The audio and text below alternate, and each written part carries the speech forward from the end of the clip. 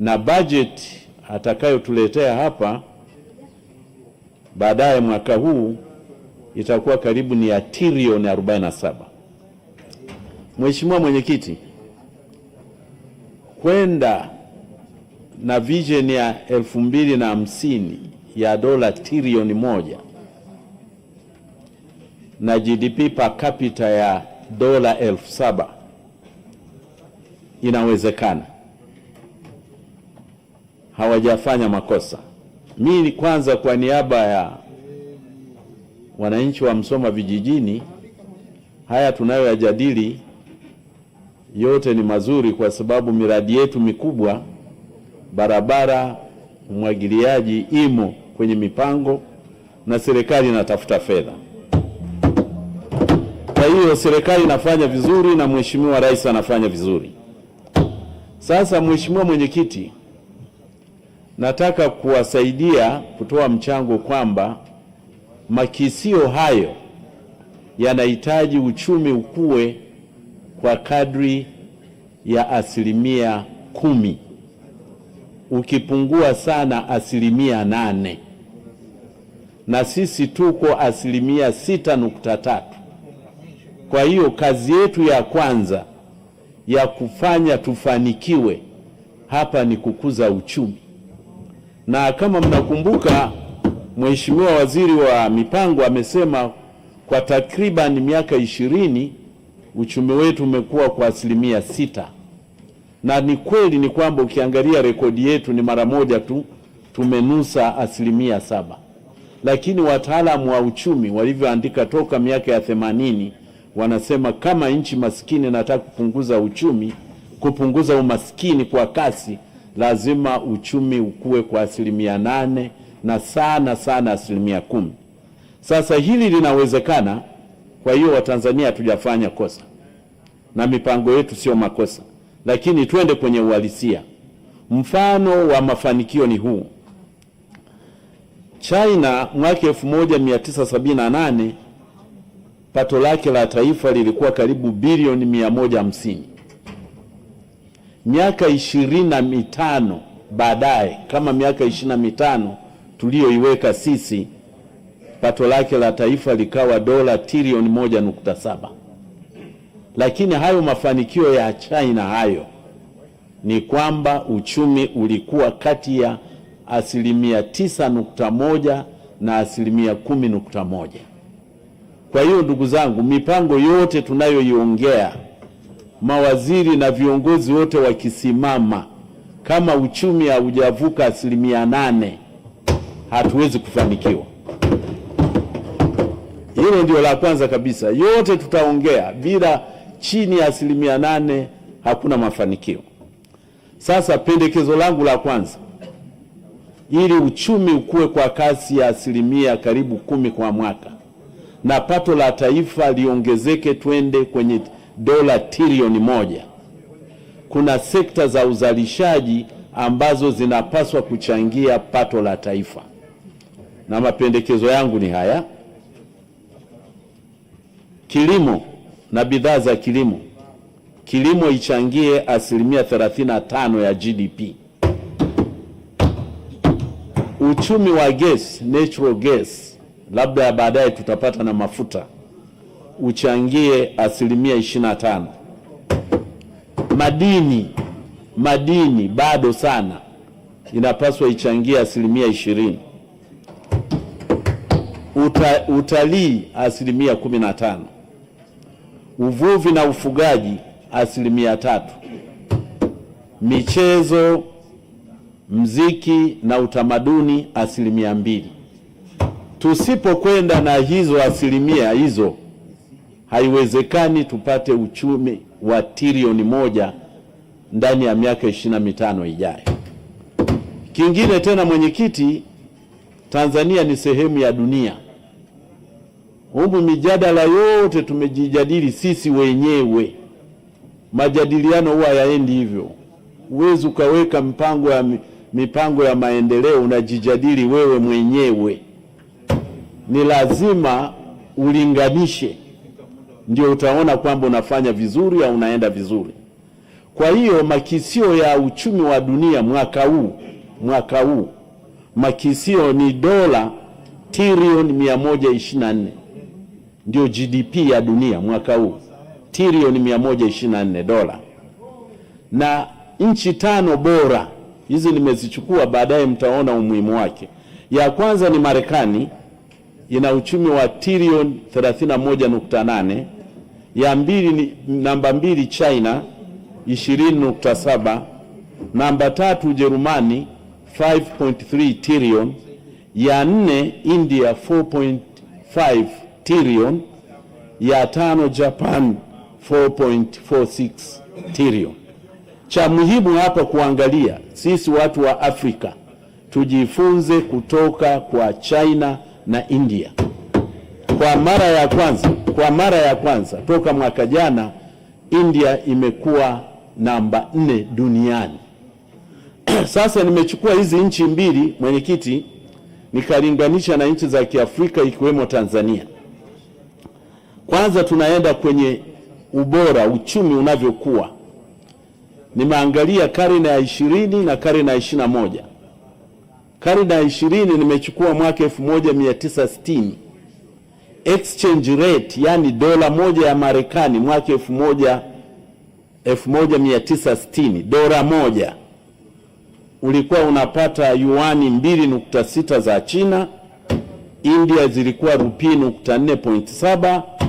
Kenya ilikuwa shilingi 7.14, na Tanzania ilikuwa haijawepo. Tanzania ilikuwa Tanganyika mwaka 60, ilikuwa shilingi 7.3 kwa dola moja.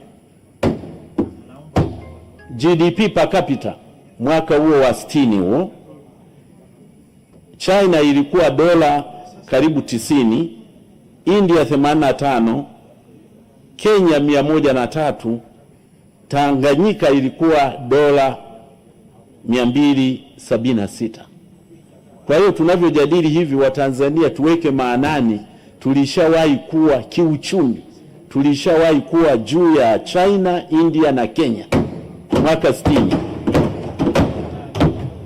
Mwaka 80 dola moja ya Marekani ilikuwa yuani 1.5, rupii 7.86, Kenya shilingi 7.03. Tanzania sasa 80 tulishakuwa Tanzania, dola moja ilikuwa shilingi 8 na senti 2. GDP per capita ya mwaka 1980, China ilikuwa dola 195, India 271, Kenya 435. Tanzania bado tulikuwa tunazidi hizo nchi kwa sababu GDP per capita yetu ilikuwa karibu dola 479. Kuingia karne ya 21 ina takwimu nyingi, nimechukua mwaka jana. Exchange rate, Mchina na India wamebaki pale pale. China ilikuwa yuan 7, India rupii 90, Kenyan shilling to dola ilikuwa 130. Tanzania exchange rate yetu ilikuwa zaidi ya dola shilingi 2460. GDP per capita, China imetuacha, tulioishinda China. Sasa GDP per capita ni dola 13,806. Imekuwa huko tunapokwenda upper income, upper middle. India ni dola 2,900, Kenya dola 2,550, Tanzania dola 1,302. Kwa hiyo waheshimiwa, tunachojadili hapa, tunataka kutoke GDP per capita ya dola 1,302 ndani ya miaka 25 tuende dola 7,000. Haiwezekani kufika huko kama uchumi wetu hautakuwa kati ya 8% na 10%, na hasa zaidi ya 10%. Sasa nilitoa ahadi ya kuwapa vyanzo vipya vya fedha. Mwenyekiti, niongeze dana. Kangu umesema unanipa dakika zako ha? Haya, Kanga ananipa dakika zake hapa kusudi niwapatie vyanzo vipya vya fedha. Cha kwanza ambapo tukitaka huu uchumi ukue, vya kwanza nimeshawapatia zile asilimia zile za zile sekta 6 zituchangie hizo hela, kilimo nini. Cha pili na nashukuru mheshimiwa profesa ulikitamka, ni lazima tuanzishe kitu kinaitwa wealth funds za natural resources.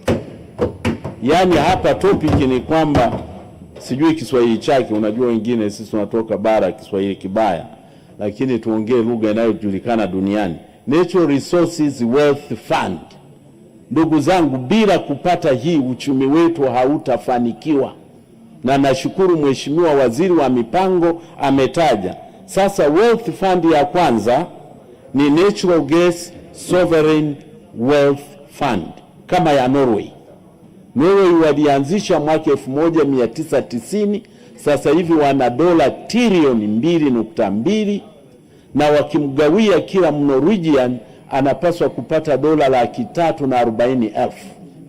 Na Sovereign Fund ya Norway imenunua hisa kwenye stock exchange dunia nzima, imechukua 1.5% ya equity kwenye stock exchange za dunia nzima.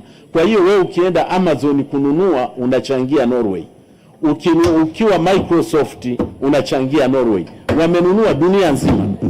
Kwa hiyo sisi mafuta yetu, kwa kuwa tunaingia kwenye shughuli ya uchumi wa gesi hasa wa LNG, ni lazima tuwe na sovereign fund, na nashukuru mheshimiwa waziri aliitaja, na mfano ni kwamba sasa hivi tuna gesi kiwango cha 57.5 TCF, trillion cubic feet, lakini na imani miaka michache ijayo tukifanya exploration kule kwenye Ruvuma Basin huenda tutafika hata trillion 100 trillion cubic feet. Ni gesi nyingi, na hiyo ndio itatufikisha huko kwenye uchumi wa trilioni 1. Cha pili ni lazima tuanzishe Mineral Wealth Fund. Hatuwezi kuwa tunafurahia tu dhahabu imechangia, lakini kama mlivyosema dhahabu inaisha, vizazi vingine havitapata. Kwa hiyo tutakuwa na fandi mbili za mafuta na gesi, iwe na fund, halafu tuwe na fandi nyingine ya madini tu.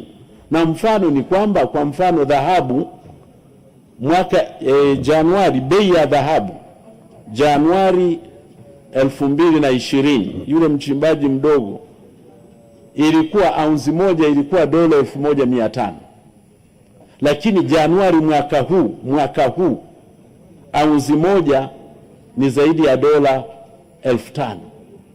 Sasa unaona kuna tofauti hapo, lakini sisi tunachukua mambo kama ya kawaida, lakini tulitakiwa hiyo faida tuweke fandi, tuzifungie mahala fulani hizo fedha.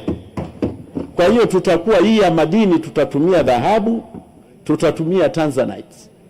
Cha ajabu ni kwamba mwaka 2024 cha India ambayo haina Tanzanite, export yake duniani ilikuwa dola 80 milioni, na Tanzania sisi wenye Tanzanite export yetu ilikuwa 19.2 milioni.